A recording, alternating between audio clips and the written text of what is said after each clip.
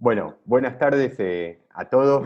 Gracias por estar presente en esta charla del Movimiento Social por la República. Una charla hoy con tinte federal, porque somos los diferentes participantes de este espacio político de Movimiento Social por la República, que tiene su nacimiento con Toti Flores en la provincia de Buenos Aires, un espacio constituido desde ahí, pero desde donde muchos de diferentes lugares del país queremos aportar a este espacio para construir una república con dignidad.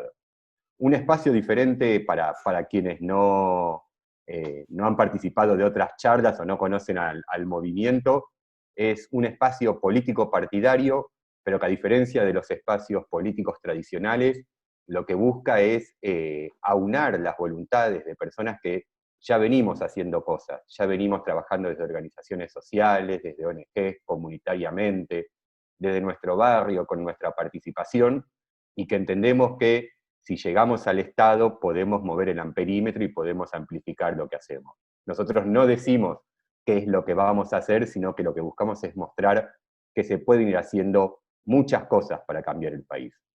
Este último tiempo, lamentablemente, cada vez que tenemos cada semana y cada sábado una de estas charlas, van aumentando la cantidad de días que estamos en esta cuarentena, que otra vez Argentina muestra récord, esta vez tristes, es la cuarentena más larga en el mundo, donde no estamos viendo efectos positivos ya en este momento, y sin embargo seguimos en cuarentena.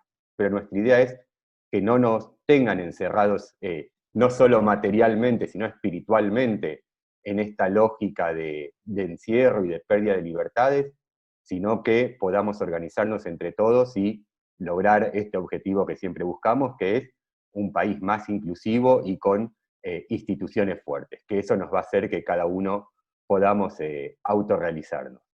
Y hoy tenemos la suerte, y por idea del MCR Provincia de Buenos Aires, de entender que la justicia es un tema que abarca a toda la sociedad y que afecta mucho más a los vulnerables. Tenemos presente a Daniel Sapsay. Daniel Sapsay que, si ustedes lo googlean, van a encontrar todo su currículum y todo su historial. Lo único que yo me atrevo a nombrar como algo que lo distingue es haber ganado el premio CONEX en el año 2016 por su trabajo en el derecho constitucional, pero me voy a tomar el atrevimiento de decir, y perdonar a Daniel, que Daniel sí es un abogado exitoso, no como otros que dijeron lo mismo. Porque Daniel es un trabajador del derecho, él tiene su estudio jurídico, aparte de ser académico, profesor, pero trabaja todos los días de su oficio.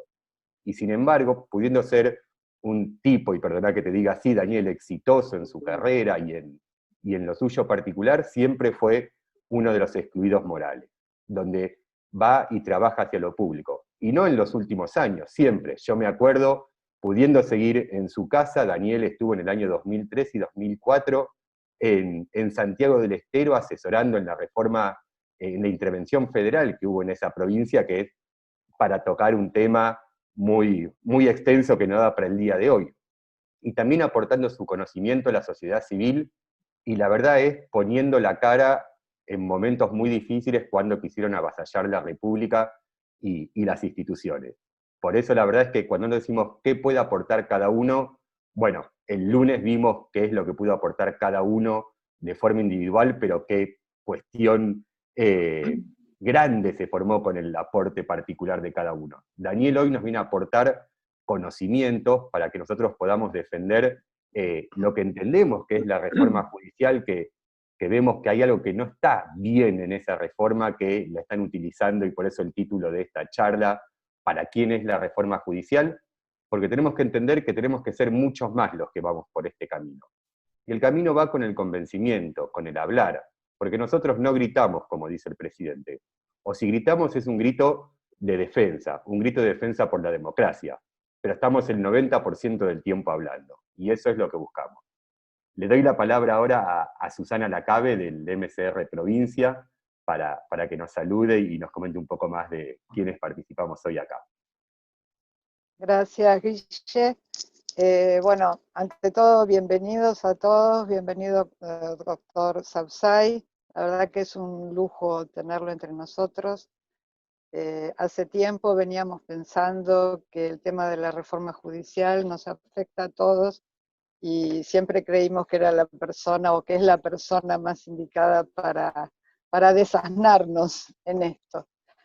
Yo pertenezco al MCR de la provincia de Buenos Aires, un espacio que nació en 2013, no lo voy a hacer largo. En realidad nació como espacio político en 2013, pero como movimiento ciudadano en las grandes marchas nació en 2011 como el MR 2012 con Toti y las grandes marchas ciudadanas del año 2012, el 13S, el 8N. Y a partir de ahí dijimos, para cambiar realmente la realidad necesitamos comprometernos un poco más y por eso nació la idea de hacer un partido político. Pero esa es un poquito la historia, ahora tratando de crecer también en provincia. Yo soy de La Matanza, de Ciudad Evita, ahí lo conocí a Toti. La hago cortita, les cuento que en este encuentro se han inscrito participantes de 20 provincias argentinas. Se las leo rapidito porque no tenemos videíto hoy.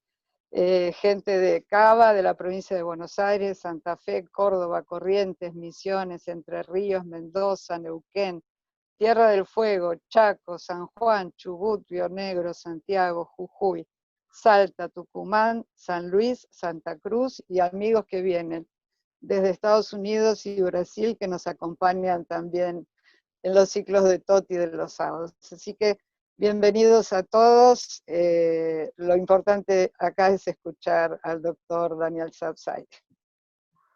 Gracias Susana, y le damos la palabra para la presentación a nuestro referente, a quien hace que nos sirva de guía de qué tipo de país queremos, él representando a una institución también como es la Juanita, que es un símbolo de integración social, para que haga la presentación de este espacio. Toti. Bien, gracias Daniel Sapsay. La verdad que yo voy a hacerlo lo más corto posible y solamente destacando algo del doctor Sapsay. Las veces que hemos querido profundizar algún análisis sobre algún proyecto que tuvimos en la Cámara de Diputados en mi gestión anterior, lo llamamos al doctor Sapsay y generosamente nos atendía, lo cual muestra su faz humana de una persona comprometida, de una persona sin ningún tipo de vedetismo, todo lo contrario, una persona que sabe mucho y que es capaz de transmitir eso. Así que yo le digo, doctor Sapsay, muchas gracias por todo lo que hace, no solamente para quienes le pedimos que nos ayude en todo lo que tiene que ver con la cuestión de la ley, sino también por su compromiso como persona.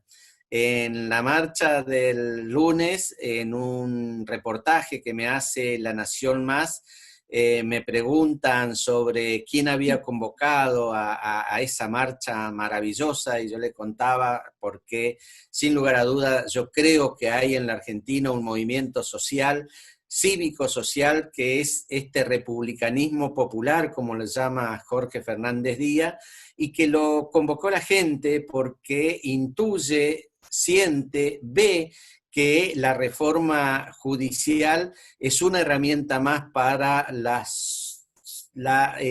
dominación de sectores amplios de la sociedad. Y el doctor Sapsay estaba ahí, estaba en la televisión explicando por qué teníamos que movilizarnos. Y le decía que algunas personas, cuando pasen algunas décadas, seguramente le tendrán que hacer un monumento en la Plaza de la República. A Santiago Kovadrov, a Daniel Sapsay, a Lilita Carrió. Y yo creo que eso es lo que siento cuando lo escucho por la televisión, cuando lo veo, cuando nos podemos abrazar con Daniel Sapsay. La verdad que mi admiración más profunda hacia él, y queremos que esta charla que hoy vamos a tener la posibilidad de estar con el doctor, se refiera fundamentalmente a esa consigna que estaba en un globo ahí muy alto, que decía: no queremos reforma, queremos justicia. y lo vi ahí dando vuelta a mi amigo, el Bocha Sanguinetti, que también lo conocí en alguna de esas marchas ya por el 2012. Así que acá están los amigos, acá estamos, Daniel, para que nos explique y poder tener argumento para salir a darle a la ciudadanía también mucho más acompañamiento para lo que ya está haciendo. Muchas gracias, Daniel, por esta posibilidad de escucharlos. Bueno, buenas Daniel. tardes a todos. Muchísimas gracias por la invitación, que realmente me siento muy, muy honrado, porque me identifico totalmente con las banderas que ustedes alzan, y esta introducción que ha hecho Toti realmente me confirma lo que acabo de decir. Es esta idea de un republicanismo social, que Fernández Díaz también lo ha redondeado, y que ustedes lo ponen en su propio nombre, ¿no? Movimiento Social por la República, esa combinación que construye un Estado social de derecho.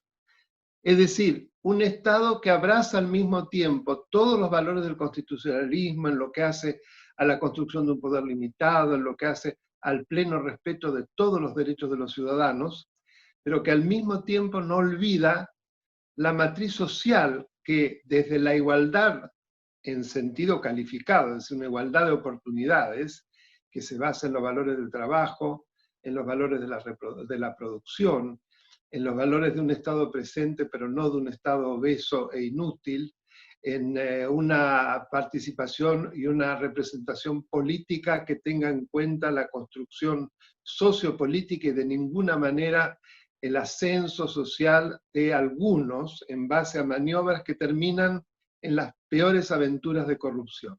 Verlo a Toti después de, yo creo, como 20 años ya de actividad política, absolutamente la misma persona, que no se ha modificado en nada, que vive en el mismo lugar, que se viste de la misma manera, que se expresa de la misma manera, pero claro, ha ganado enormemente en formación. Recién hablábamos, me citaba un libro interesantísimo de un autor que yo no conozco, pero que me pareció fascinante lo que él me comentaba. Así que bajo todo punto de vista es un ejemplo, y que está rodeado de un equipo notable, empezando por Guillermo, que hace años que conozco, cuando era un purrete, y que trabajaba en Poder Ciudadano, que ya enseguida tuvimos una gran empatía, porque además de los valores de Guillermo, su capacidad de trabajo, su formación y su simpatía son contagiosos. Así que es un placer para mí estar con ustedes.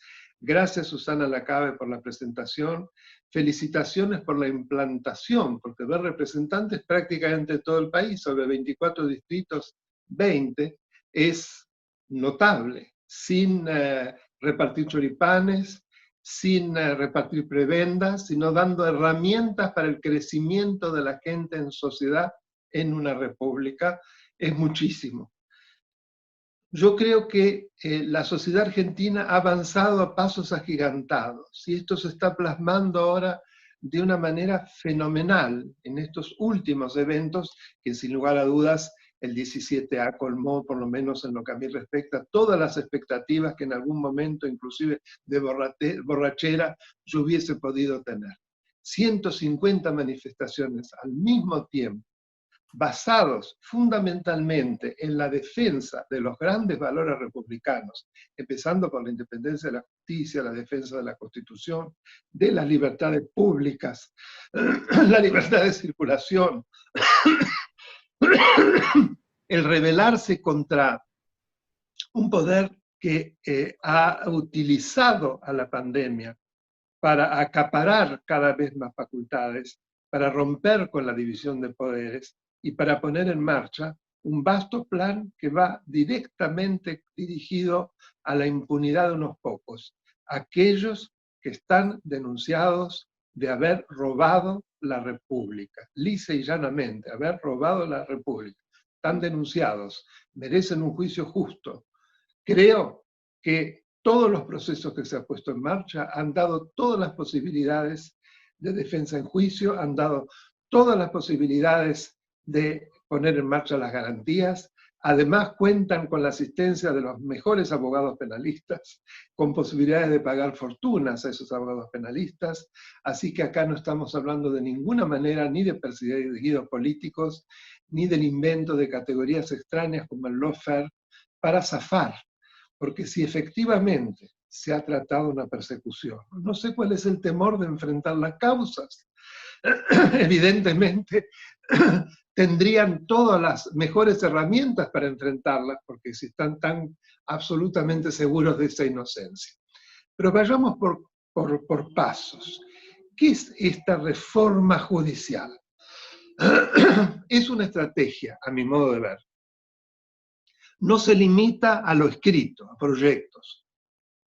Es una especie de collar, son eslabones que se pusieron en marcha desde el mismo día en que asumió el nuevo gobierno. ¿Por qué digo desde el mismo día? Porque ya allí se vio en la asunción y en el discurso en el Congreso que pasábamos a un régimen extraño y totalmente diferente a lo que la Constitución manda. Creo que fui el primero que habló de régimen vicepresidencial o de vicepresidencialismo, que hoy está en boca de muchos. Efectivamente, acá nos encontramos ante una clara violación del artículo 86 de la Constitución, que dice que el presidente es uno solo y que tiene el título de presidente de la Nación Argentina, para observar de que en realidad quien maneja los hilos del poder, quien suscita los nombramientos clave en el Gabinete Nacional de los organismos de control, quien maneja los distintos esquemas que se van poniendo en marcha basados en la división, basados en impregnar el odio, en la persecución, en ver el modo de acotar a la prensa, en la estigmatización de aquellos que piensan diferente, etcétera, etcétera. Hay que decirlo con todas las letras, es la vicepresidenta, la señora Cristina Fernández de Kirchner, no es otro. Y eso se hace en violación a la Constitución. ¿Y cuál fue el primer paso a esa estrategia? Poner a amigos, a militantes, en los puestos de control. Ustedes saben que la ingeniería de un Estado de Derecho es muy sofisticada. ¿Por qué? Porque como apunta a limitar el poder, crece a partir de la creación de nuevos organismos, de nuevos dispositivos que tienen por objetivo precisamente que se concrete en los hechos ese efectivo control del poder y evitar que sobre todo quien esté en el poder ejecutivo sea un déspota. Lograr que el poder judicial sea verdaderamente independiente. Y no tengo tiempo acá, pero para que eso sea posible, prácticamente hay que desarrollar todo un programa de desarrollo constitucional, porque no hay punto del derecho constitucional que no tenga que ver, en última instancia, con el control, con la limitación del poder, con la plena vigencia de las libertades de las personas, porque los destinatarios del poder en una democracia constitucional somos los gobernados. Los gobernantes son meros instrumentos que como huéspedes de poderes que son instituciones, deben atenerse necesariamente a lo que yo llamo el guión institucional. ¿Cuál es ese guión? Lo que dice la Constitución que ellos pueden hacer, hasta dónde pueden extender sus actos de gobierno. Ese primer acto, o varios, implicó, por ejemplo, el más notorio, la designación del señor Zanini en la Procuración del Estado de la Nación. La Procuración del Tesoro de la Nación es un organismo clave. Es distinto del Procurador General de la Nación. Son dos cosas diferentes. El Procurador del Tesoro de la Nación, a pesar del nombre Tesoro, no tiene facultades propiamente de naturaleza económica. No, es el gran asesor jurídico del presidente.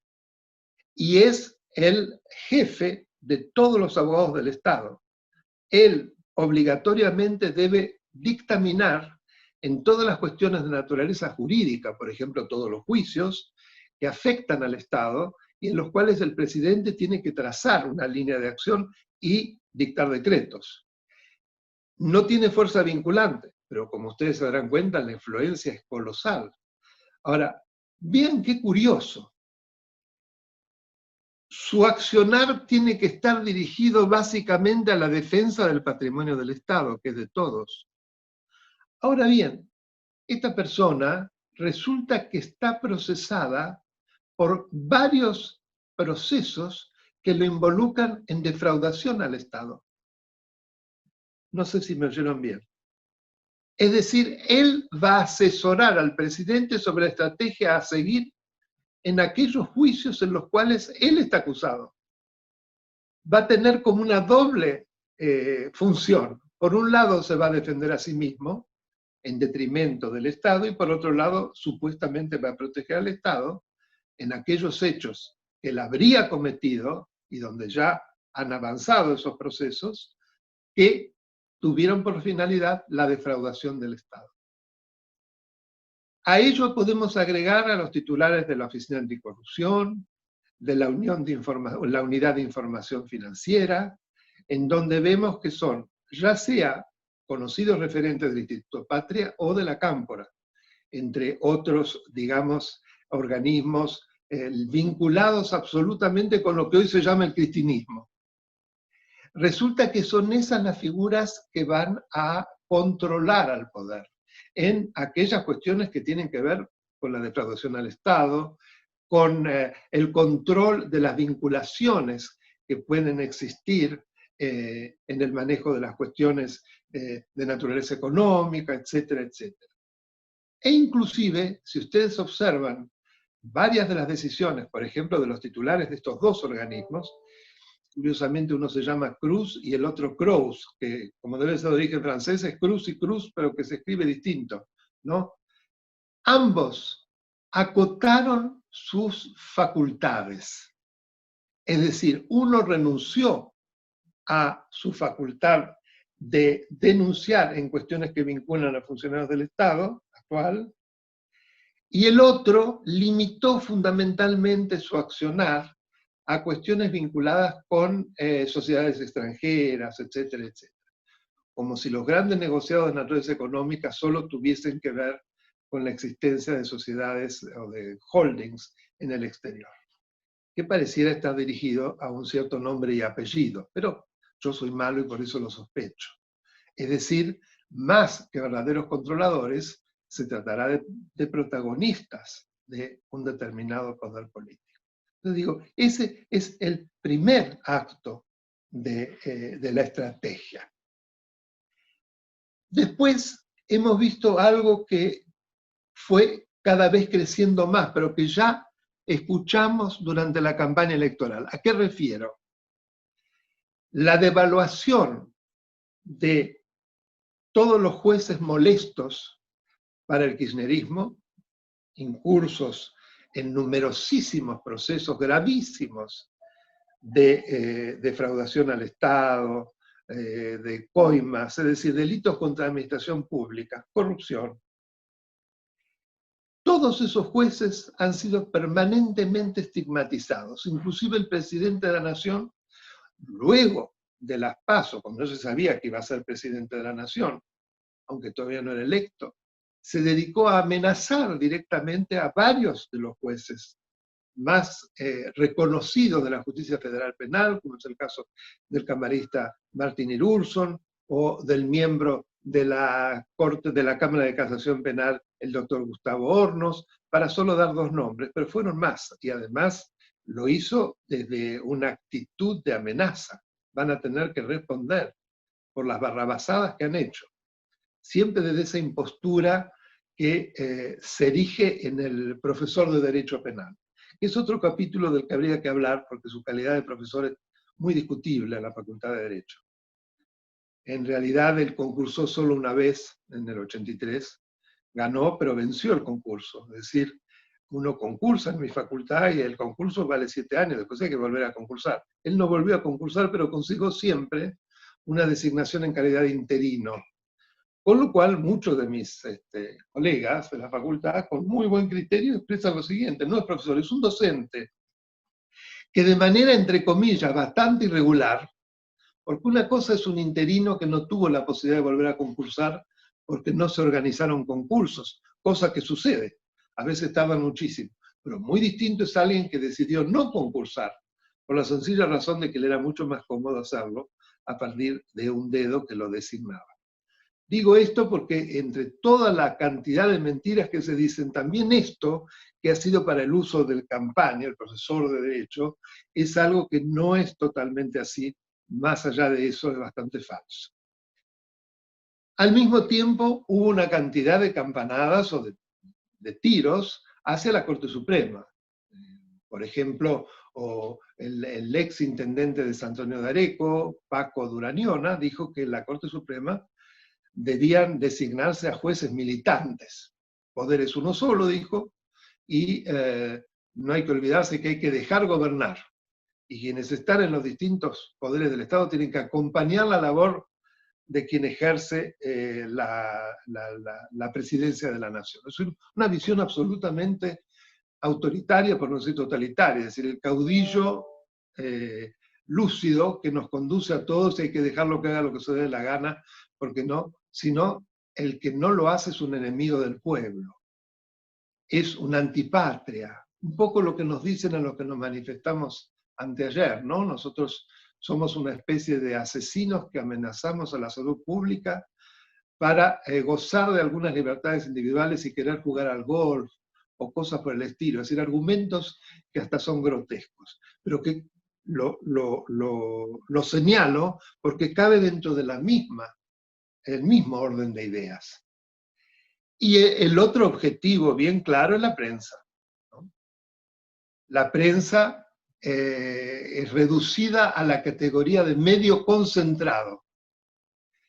Medio concentrado que se vincula con intereses que no son los de la nación. Nunca sabemos muy bien qué entienden por la nación, para anteponerlo a todo aquel que no piensa lo mismo, que sería la antinación.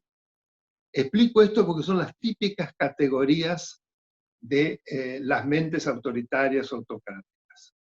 Eso ya lo vimos durante la campaña, fue bien clara. El gran jurista del kirchnerismo, del cristinismo, Zaffaroni, a quien le debemos tantas muertes, inclusive expresó que había que aumentar el número de miembros de la Corte y reformar la Constitución para darle una impronta totalmente distinta, porque la actual Constitución es una Constitución que defiende los intereses burgueses.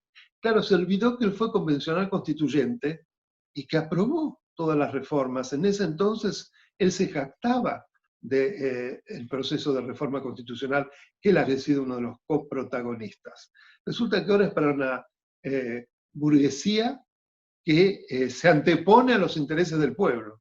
Claro, a él le gustaría tener una constitución mucho más cercana a un soviet o a una falange, porque entre los extremos los parecidos son notables, porque de esa manera se logra dominar a todos sin que exista la menor posibilidad o espacio de libertad para expresar algo diferente, para que el pluralismo sea la categoría, el concepto que enriquece una sociedad, que para ellos, por el contrario, sería algo contrario al interés nacional.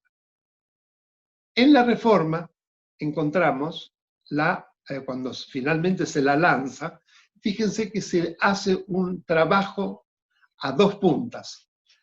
Por un lado, a través de un decreto de necesidad de urgencia, se designa un consejo asesor que tiene que asesorar sobre las modificaciones a la Corte Suprema, al Ministerio Público, al Consejo de la Magistratura y establecer el juicio por jurados en todo el país. Ese consejo, que tiene funciones de naturaleza legislativa, por eso digo que es un decreto de necesidad de urgencia, es acompañado a su vez por un proyecto que es presentado, en realidad es una batería de proyectos, ante el Senado de la Nación, que es el que en este momento se discute, y que es atinente a la justicia federal penal, los contenciosos administrativos, civil y comercial. Es decir, la justicia federal de los estratos más elevados de la sociedad. Esto es muy importante. ¿Quiénes son parte en ese tipo de cuestiones? Los estratos más elevados. No es la justicia que interesa a los vulnerables. Curiosamente es la justicia que interesa a los poderosos, y principalmente a aquellos que cometen los grandes delitos. La corrupción, delitos contra la administración pública, el contrabando, los distintos tráficos, el narcotráfico, por supuesto, etc. Esos son los delitos federales. cuidado, acá no se está pensando en el pueblo, como tanto les gusta decir. Es el pueblo con Audi, es otro pueblo. Y con Audi que no se sabe muy bien cómo se consiguió. Fíjense ustedes lo esquizofrénico que es este movimiento a dos puntas. El presidente de la Nación solo puede dictar un decreto de necesidad de urgencia cuando circunstancias excepcionales impiden el procedimiento normal para la sanción de leyes. Y él mismo está demostrando que el Congreso está sesionando porque al mismo tiempo está enviando al Congreso una batería de proyectos de leyes. O sea, es esquizofrénico, o nos toman por idiotas. Es decir, él solo, con sus mismos actos, está demostrando que el DNU es inconstitucional. Pero dentro de ese consejo encontramos una composición abiertamente oficialista. Sobre 11, 8 son oficialistas, y de los 3 restantes ya 2 declararon en distintas entrevistas que están a favor de la ampliación de los miembros de la Corte. Resumiendo, ¿cuál es para mí el rol de ese consejo? Muy sencillo. Tanto el actual presidente como la vicepresidenta, real presidenta, se jugaron muchísimo por el concepto de composición inmutable de la Corte. Solo 5. Esto quedó puesto de manifiesto cuando, precisamente en el 2006, la presidenta de la Nación, en ese momento presidenta de la Comisión de Asuntos Constitucionales del Senado, presenta un proyecto de ley que se hace ley que disminuye el número de miembros de 7 o de 9, que era la Corte de Menem, la de los Milagros, a 5. Y hace un discurso en la Cámara Alta, realmente que es una clase de derecho constitucional, yo siempre lo digo. Solo atenerse a los argumentos que ella da para no modificar el número de miembros de la Corte, porque si se lo modifica se destruye la independencia de la justicia y se transforma la Corte en una Corte adicta al gobierno de turno, yo creo que no podría exponerlo de una manera tan brillante. Y el presidente, que por supuesto es una especie de seguidor, si cabe la expresión, seguidor según los momentos, porque lo que decía antes era exactamente lo contrario sobre la actual vicepresidenta, me salía presidenta, que la trató inclusive con un diagnóstico médico, nosotros de paranoica compulsiva, por ahí anda, siempre el gran Alfredo Leuco lo recuerda. Resulta que era eso, ahora en cambio es la compañera, amiga y gran cuadro político Cristina. Pero bueno, son pequeños detalles de determinadas personalidades. Entonces, como ellos se jugaron por eso, ya saben de antemano que el Consejo va a decir hay que ampliar la Corte, y ellos van a ser tan absolutamente respetuosos del órgano que crearon, y bueno, si me lo recomiendan, ¿cómo no lo voy a respetar? Claro, acá se plantea un problema. El cambio del número de miembros de la Corte se puede hacer a través de una ley común, de mayoría simple. El problema después es el llenado de los que van a integrar la Corte Suprema, porque para ello el acuerdo del Senado requiere de los 2/3 de los miembros presentes, y no los tienen, y ellos saben muy bien que no los tienen, porque hace meses que el acuerdo para Rafecas, como Procurador General de la Nación, está durmiendo el sueño de los justos. Por eso, ni lerdos ni perezosos ya pusieron en marcha otro de los eslabones, otro de las cuentas del collar. ¿Cuál? Limar al Procurador General de la Nación provisorio, el doctor Eduardo Casal, a través de una suerte de prejuicio político dentro de la Comisión de Seguimiento, Comisión Bicameral de Seguimiento del Ministerio Público, en donde están recibiendo denuncias de una cantidad enorme de organizaciones de derechos humanos, cristinistas, que hablan la peste de este pobre hombre, que es un hombre respetado, es un profesional. Él ha seguido desde que era muy joven su carrera en el Poder Judicial, nunca tuvo ninguna afiliación, y llegó a ser procurador provisorio ante la falta de acuerdo, ustedes recordarán, de quien fuera propuesta por el expresidente Macri, que era la doctora Inés Weinberg de Roca, que fue rechazada por el peronismo, pero curiosamente ahora revista en el Consejo Asesor. Son esas curiosidades de las personalidades argentinas, ¿no? La vemos sentadita en primera fila con quienes la conocemos enseguida la reconocemos, en la presentación en Sociedad del Consejo, con su tapaboca, con su barbijo, porque con la nariz también, pero reconocí perfectamente su fisonomía, ahora del lado del peronismo que la estigmatizó durante el proceso de designación. Dijo las cosas más horribles de ella y de toda su familia. Ahora resulta que el presidente la llama y ella se siente absolutamente obligada a responder a los deseos de este nuevo presidente. Pequeñas notas que quiero dar, porque hablan de la personalidad de muchos argentinos, ¿no? Y que no son las personalidades que desea la sociedad hoy, que ha crecido y que quiere verdaderos servidores públicos. Junto a ello, y para ya ir redondeando, el proyecto en sí mismo, que cuando yo hablé en el Senado la semana pasada, dije no me voy a prestar a ceñirme exclusivamente a hablar del proyecto, porque es la letra chica, es como el decorado. Lo que está detrás es lo otro.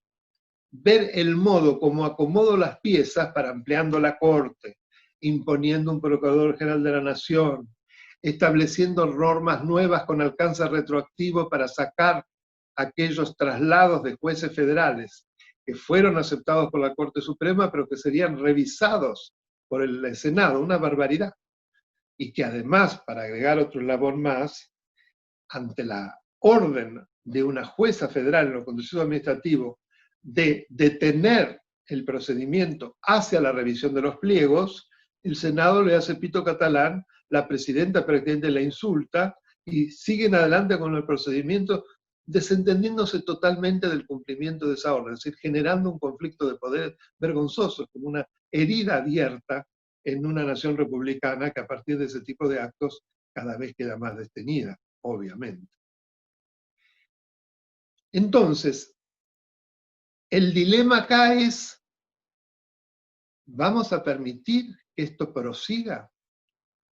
¿Vamos a permitir que no se hable de la justicia de los vulnerables? ¿Qué es lo que realmente, aún en la inoportunidad de llevar a cabo este esfuerzo de todo tipo, y que costaría miles de millones de pesos poner en marcha por la cantidad de designaciones y de nuevas estructuras edilicias que demandaría, en el medio de esta tragedia de una economía destruida, de 50% de pobres, 63% según UNICEF de pobres menores de 18 años, 110 millones de argentinos que necesitan de asistencia alimentaria, 2 millones de nuevos desocupados, y paro acá, es el momento de revisar eso, ¿no? Pero bueno, si por lo menos se atendiera las partes de la justicia que interesan a los que menos tienen, bueno, por lo menos existiría eso, digo, bueno, quieren al menos empoderar a los que no se pueden defender. ¿Por qué digo empoderar? Porque para la gran mayoría de los argentinos, la justicia no es vivida por ellos, porque no tienen mecanismos para acceder a la justicia, ni siquiera física, ni posibilidades de que los defiendan, ni mecanismos para poder acceder. En un sistema además donde se protege mucho más al victimario que a la víctima. Les doy un ejemplo. Los victimarios, desde el momento en que se produce el delito, tienen a disposición el aparato de la Defensoría del Estado. Las víctimas no. Recién desde hace muy poco tiempo, gracias a la Ley de Protección a las Víctimas, que es del gobierno anterior, y un gran avance, se ha producido un cierto paralelismo. También las personas cuyas parientes son asesinados o que son objeto de todo tipo de delitos tienen derecho a un defensor oficial. Esto no lo era así hasta hace muy poco. Pues bien, todos estos aspectos no tienen nada que ver el proyecto, no se ocupa para nada de eso, ni del acceso, ni de una mejor defensa, ni de tribunales que tengan que ver con la solución de los conflictos que atañen a las personas desposeídas, nada. Es más, la fiscal nacional de la niñez, la doctora Poggi, escribió la semana pasada un excelente artículo en La Nación, bajo el título el proyecto es una ofensa para la niñez. ¿Por qué? Porque demuestra que de resultas del rediseño de la justicia nacional va a desaparecer el Fuero Especial de Menores. ¿Cuál es la fuente de la existencia de un Fuero Especial de Menores? La Convención para los Derechos del Niño, que exige que para la protección de los niños es necesario normas especiales y fueros especiales. En la Argentina, a pesar de que esa convención lleva más de 20 años de haber sido aprobada, sin embargo, todavía no hay prácticamente fuero especial. Solo ese es fuero nacional para la ciudad de Buenos Aires. Ahora bien, no solo no se pensó en extenderlo, sino que desaparecería lo único que existe, que es esa Fiscalía Especial para la protección de los niños. Entonces, señores, creo que no hace falta ser muy perspicaz para darse cuenta que todos los movimientos están pensados básicamente para una sola persona, Cristina Fernández de Kirchner. Están pensados no para una reforma de la justicia, sino para destruirla. ¿Por qué? Porque se consagraría la impunidad, que consagraría además la peor dupla, la unión entre corrupción e impunidad. La corrupción es gravísima, pero cuando la respuesta es la impunidad, desaparece toda posibilidad de combatirla, y eso siempre pasa con una justicia de rodillas. La justicia no puede estar de rodillas, los argentinos tenemos que seguir manifestándonos, tenemos que seguir empoderándonos. Lo del 17 ha sido un avance enorme. Fíjense que en diputados se empieza a dudar si el Ejecutivo contará con una mayoría suficiente para lograr la sanción de la reforma. Alguien dijo, huele a 125. Y esto es el producto de la lucha pacífica. El 17A no generó un solo incidente, no quedó ni una señal de un papel caído en la 9 de julio, yo estuve, que fue invadida por miles y miles de personas. Recordé el cierre de la campaña del doctor Raúl Alfonsín, que tanto nos emocionó, por la sensación de felicidad, de compromiso republicano y de esperanza a futuro que se olía en esa extraordinaria manifestación. Muchísimas gracias. Muchas gracias, Daniel. La verdad que es muy lindo ver cómo llevas el derecho a la realidad y la memoria que tenés, porque estos 8 meses que lleva este gobierno parecen ya una eternidad. Y hay cosas que por ahí nos vamos olvidando, pero empezar desde el primer día y cómo se gestó toda esta estructura es más que interesante. Daniel, sé que estás cortos de tiempo, pero si nos dejás hacerte 3 preguntitas para contestar preguntas que los participantes se hicieron mediante los formularios donde se escribieron. Te tiro las primeras 2, ¿no? La primera es una pregunta que tiene que ver más con el derecho constitucional, ¿no? Que es, ¿qué defensa constitucional tiene el ciudadano frente al atropello de las instituciones democráticas? O sea, pensar cuáles son los derechos constitucionales que nos permiten poder protestar, poder defender. Y la segunda es, ¿cuáles las verdaderas reformas que debería tener este país para que sea un país en serio? Bueno, son preguntas que dan para muchas conferencias. Yo les voy a hacer un aviso. En razón de todo lo que sucede, decidí con la ayuda de mi hijo, que es un youtuber joven, abrir mi propio canal de YouTube, Daniel Alberto Sapsay. Allí, a través de ya más de 60 videos, trato todos estos temas, ya sea en entregas específicas de 5 a 12 minutos cada una, o en distintas intervenciones, ya sea entrevistas que me han hecho muchísimos periodistas de distintos medios y sumamente variados, que me preguntan sobre esto. Entonces yo voy dando para cada uno de estos puntos respuestas concretas. Mi hijo también encontró clases, conferencias que yo di en el pasado, entre muchas otras cosas, y allí van a encontrar muchísimo material para esto. Pero no le rehuyo al bulto, así que les voy a contestar. Les recuerdo, se llama Daniel Alberto Sapsay en YouTube.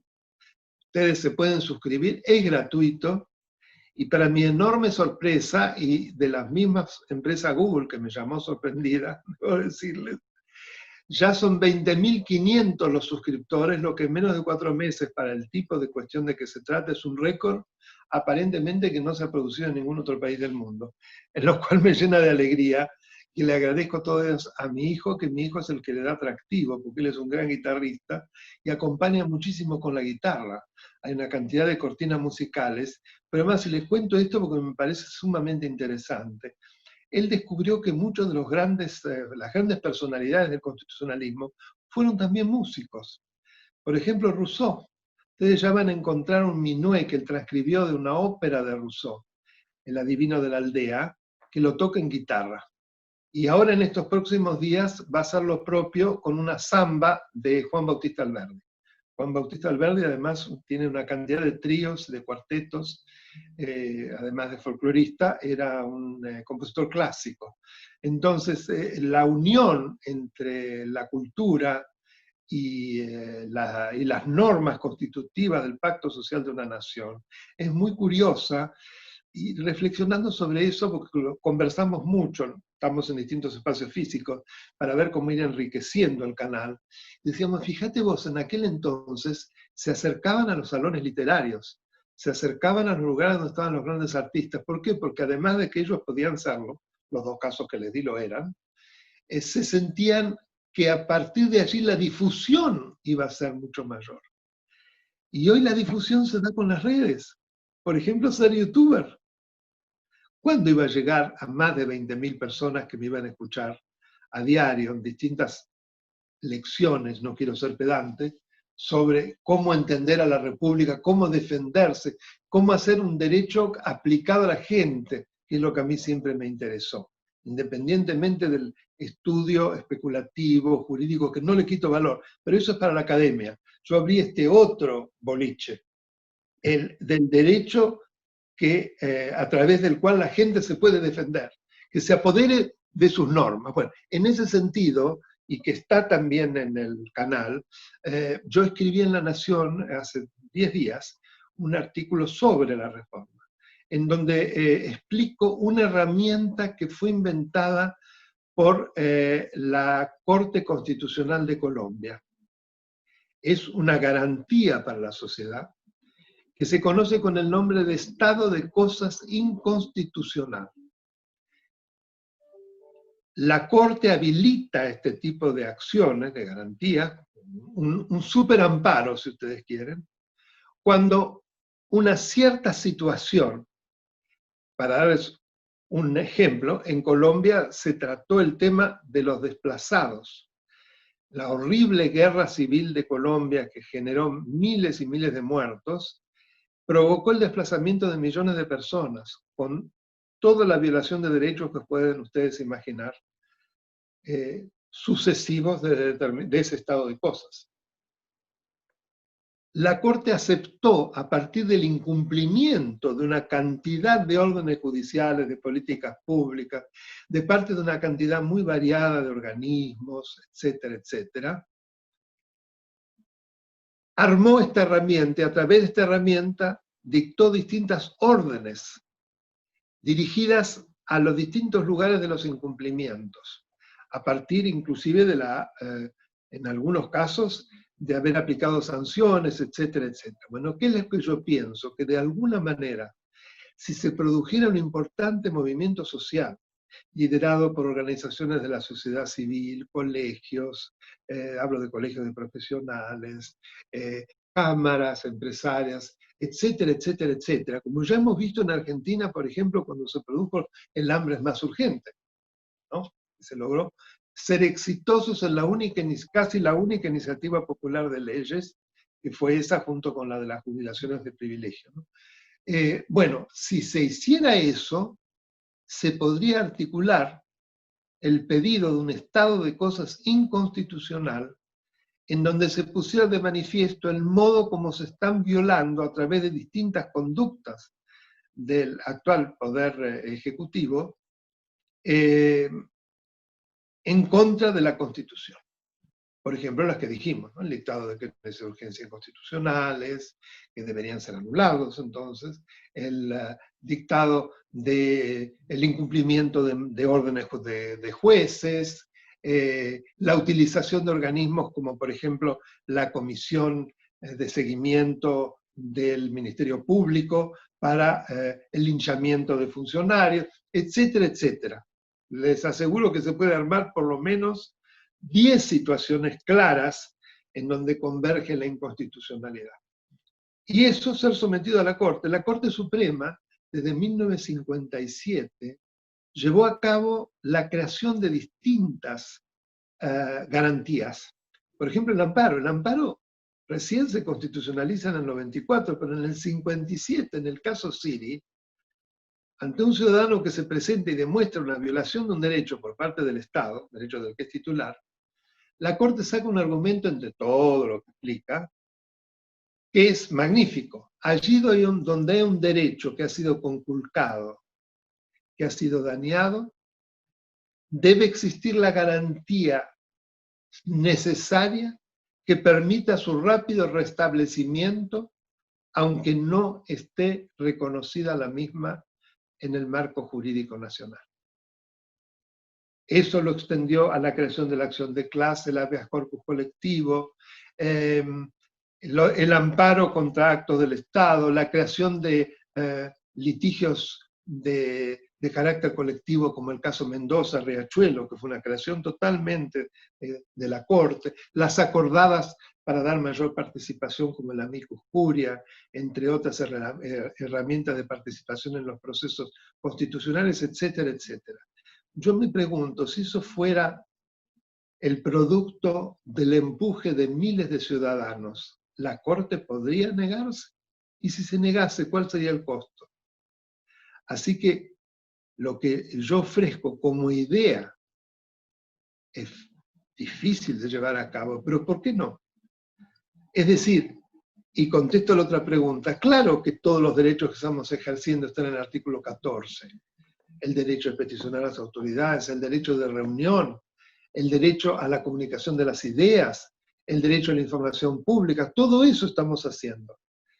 Pero ahora tenemos que demostrar que tenemos la inteligencia de articular una alianza para lograr un acceso superior a la justicia, más amplio, y que erija la Corte en una verdadera corte de control frente a situaciones de emergencia en las cuales el edificio institucional que sostiene a la República está siendo seriamente amenazado. Ahí preguntaban, entre todas las preguntas que veo, cómo entrar al canal de YouTube. ¿Puedo repetirlo, Guille? Sí, por favor, y Toti te quiere hacer una pregunta después. Bueno, esto es muy rápido. Con cualquier buscador ponen Daniel Alberto Sapsay, los dos nombres, si no, no van a entrar. Daniel Alberto Sapsay en YouTube, llegan directamente al canal y van a ver que es la campanita de la que habla Google. Hay una invitación a suscribirse. Si lo quieren, pueden igual entrar y ver y después hacerlo. Es gratuito. Ahí se suscriben y bueno, para mí un honor tener más suscriptores porque da más fuerza, porque también eso es una suerte de gesta ciudadana. La utilización del derecho para empoderar a la gente y para proteger sus derechos y las instituciones republicanas. Doctor, vi por televisión un hecho que realmente me conmovió. Un ciudadano que iba a Córdoba a visitar a su hija que estaba operada de cáncer y que no lo dejan pasar no lo dejan pasar a la provincia y lo escolta la policía hasta Neuquén, de vuelta. Con todo el dolor que eso significa, yo lo escuché a Pablo, se llama, y le pedí el contacto de un amigo para ver si podíamos hacer algo desde el punto de vista legal, aparte de que realmente es increíble que no pueda pasar por esta cuestión de los derechos, de los decretos de necesidad de urgencia por la cuestión de la pandemia, de la cuarentena. ¿Hay alguna posibilidad de hacer algo? Me sentí impotente en ese momento para responderle. En principio, Toti, todo amparo, toda acción judicial, uno tiene que demostrar un interés. El interés quiere decir que se afectó un derecho del cual yo soy titular o de alguna manera se me afectó mi patrimonio, mis derechos. Pero cada vez eso que se llama legitimación para actuar se ha ido ensanchando más, sobre todo por la defensa de los derechos de licencia colectiva, el medio ambiente, usuarios y consumidores, y se ha extendido también en muchos casos hasta la defensa de las instituciones de la República. Yo creo que hay que buscarlo por ese lado, habría que sentarse a trabajar, no lo puedo decir. Pero claro, que vuelvo a lo mismo, allí donde hay un derecho dañado, el juez debe encontrar la garantía necesaria para restablecerlo. ¿Y quién debe ser la chispa que suscite la acción del juez? Nosotros, los titulares de los derechos. Bien, gracias, doctor. Por favor. Daniel, una de las últimas preguntas que hicimos, y ya vamos a seguir viéndote en el canal de YouTube para poder fortalecernos. Hoy, la verdad que la charla empezó y nunca bajó de las 300 personas escuchándote. La verdad que es una alegría porque nosotros sentimos que cada uno y cada una que participa de este espacio no es que vienen a escuchar, sino que son militantes, voluntarios, ciudadanos de a pie, que queremos cambiar las cosas. Y la pregunta para que te explayes y nos puedas dejar un mensaje es, ¿qué podemos hacer cada uno? ¿Qué podemos hacer cada uno? No solo para frenar el atropello de las instituciones, sino para ir hacia adelante también. Ya no tanto como constitucionalista, sino como un referente institucional del país. Yo apelo muchas veces a la imaginación y a la capacidad creativa de todas las personas. Es decir, yo no creo que haya que dar recetas, a pesar que ya di varias, las vengo dando de hace años, pero muchas veces lo que luego realizan esas alianzas ciudadanas o alianzas de personas, no solo los ciudadanos, los habitantes, van más allá de lo que uno propone, porque son producto de la inteligencia y de la habilidad para proteger los derechos. Por ejemplo, este estado de cosas inconstitucional como herramienta de protección salió de la imaginación de muchísimos colombianos que encendió la mecha a un tribunal constitucional, que es el más prestigioso de América Latina, es el único cuyas sentencias son citadas, por ejemplo, por el Tribunal Europeo de Derechos Humanos. Ningún otro tribunal latinoamericano tiene semejante gloria. Y con esa autoridad, con esa legitimidad, pudieron plantarse frente a esas violaciones, crear esa herramienta y lograr muchos resultados. Entonces, a veces los ciudadanos cuando se juntan, las personas que se juntan, y a partir, por ejemplo, de ciertas lecturas, o modestia aparte, me pueden escuchar porque hay muchísimas propuestas allí también, les van a surgir seguro estrategias mucho mejores que todo lo que yo puedo en este momento responder. Yo les voy a pedir algo, Guille, me encantaría después tener, si ustedes grabaron esta charla, si me la pueden mandar porque me encantaría subirla. Es increíble cómo nos ganás de mano, porque te íbamos a preguntar a vos si nos permitías poder subir esto, pero es un honor sí, para nosotros. He subido, por ejemplo, para que sea una idea de lo que puede potenciar las redes, una tertulia en la cual se habló de los temas institucionales para un grupo de 50 personas, es decir, que tuvo el alcance de 50 personas. Sin embargo, ¿saben cuántas visitas tienen cuando yo las... y dura 2 horas?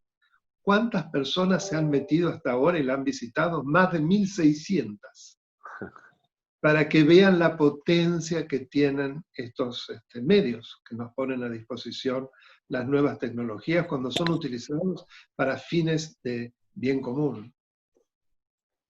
Excelente, Daniel. Te queremos agradecer. Quiero primero, antes de pasarle la palabra a Toti, agradecerles a Luis, a Teresa, a Susana, a Mariana, a Matías, a Lucía, que son parte del MCR y aparte de hacer todas las actividades que hacen, hicieron todo lo necesario atrás de escena para que esto pueda seguir adelante, pueda llevarse a cabo, le lleguen los links.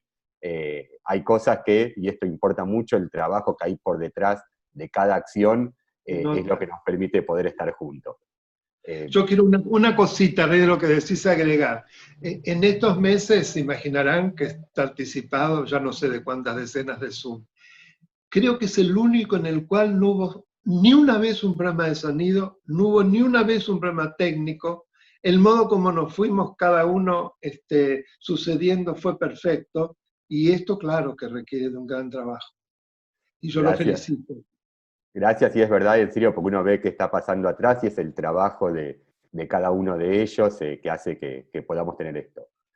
Toti, te paso la palabra para que cierren los dos, todo suyo. Bueno, Daniel, muchísimas gracias. Es muy difícil hacer un cierre cuando la persona que nos ha explicado esto que queríamos saber es tan clara y contundente en cada uno de sus argumentos. Y esto es lo que queremos. Los que militamos detrás de una causa, es muy importante tener argumento para poder debatir democráticamente, respetando a la opinión del otro, porque no tiene que ser el insulto ni el grito, y eso me parece el doctor Saksay tiene esta característica muy particular en cada debate que lo vemos por televisión, y acá también nos ha dado argumentos contundentes. Cuando se le preguntaba qué hacer, ya se había adelantado de muchas ideas que nos fueron dando. Yo creo que eso es lo excepcional de estas charlas.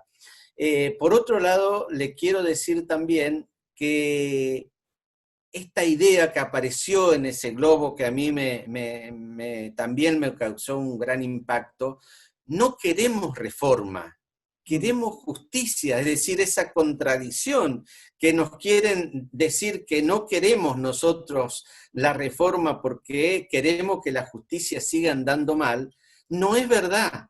Lo que queremos es que haya justicia, que los instrumentos que hoy existen puedan seguir adelante sin ningún tipo de reforma, porque detrás de la reforma, y esto lo vengo diciendo hace rato, conociendo lo que es el kirchnerismo, detrás de lo que aparece como causa noble del kirchnerismo, siempre hay una perversión detrás. Y por lo tanto, detrás de este anuncio de una reforma a la justicia, al mismo tiempo que se suceden hechos que de alguna manera habilitan que la ciudadanía crea que es necesario porque la justicia no actúa ante las víctimas que en el conurbano son gran cantidad de personas que se ven avasallados en sus derechos y se ven inclusive perdiendo la vida.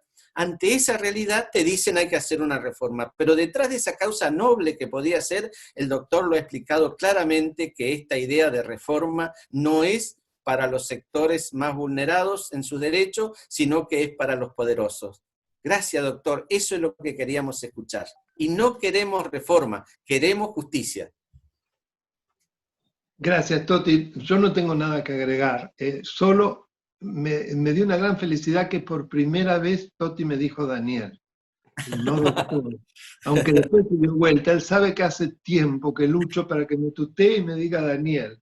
Todavía no lo he logrado, pero la próxima, Toti, haz el esfuerzo y me decís Daniel. Cuando yo nos podemos dar un abrazo sin barbijo. La verdad que te tengo una enorme admiración y no soy el único. Vos nos das una esperanza de no quiero decir clase, quiero decir una nómina de servidores públicos que realmente transformen al país. Se tienen que reproducir muchos totis y sé que él genera un fenómeno de imitación porque genera este círculo virtuoso que es las personas que tiene cerca y la convocatoria impresionante para un Zoom así en este horario de más de 300 personas. Una gloria, muchísimas gracias. Estoy a disposición. Gracias, Daniel, te tomamos la palabra. Y Toti, no sé si querés comentarnos, te tomamos la palabra de que te vamos a molestar pidiéndote más. Tomen, a la medida de lo posible voy a seguir estando cerca, y ustedes saben que es así. Yo me había olvidado cuando algunas veces me pidieron asesoramiento desde la Cámara. Nos das mucha tranquilidad, en serio, para poder seguir luchando. Y ahí decía alguien en el chat que le levantó las defensas, que el 17A y tu charla hace bien a la salud. Y Toti, no sé si tenés información del sábado que viene, cómo seguimos.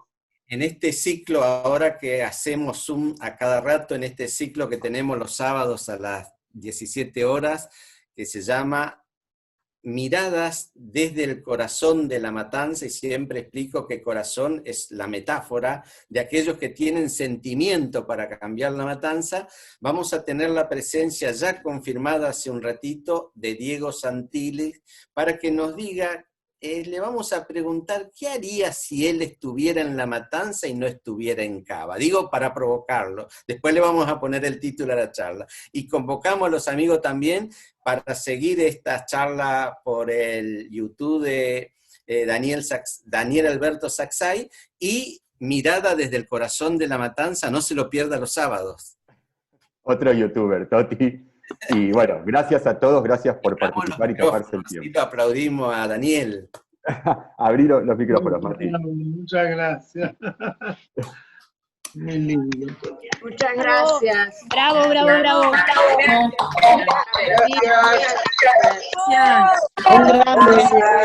Felicitaciones a todos. Gracias por este juntos. Estamos, doctor. De pie.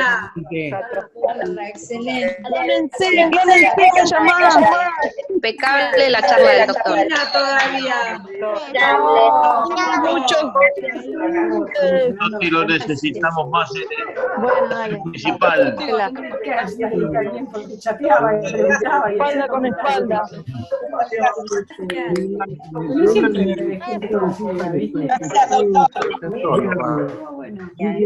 Excelente, excelente. Felicito. Alegra el alma. Argentina.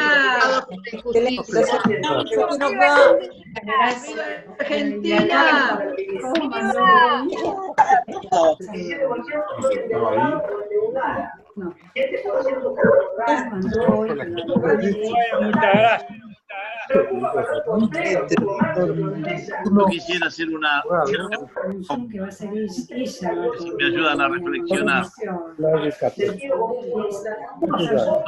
que nosotros estamos tan ricos nos quedan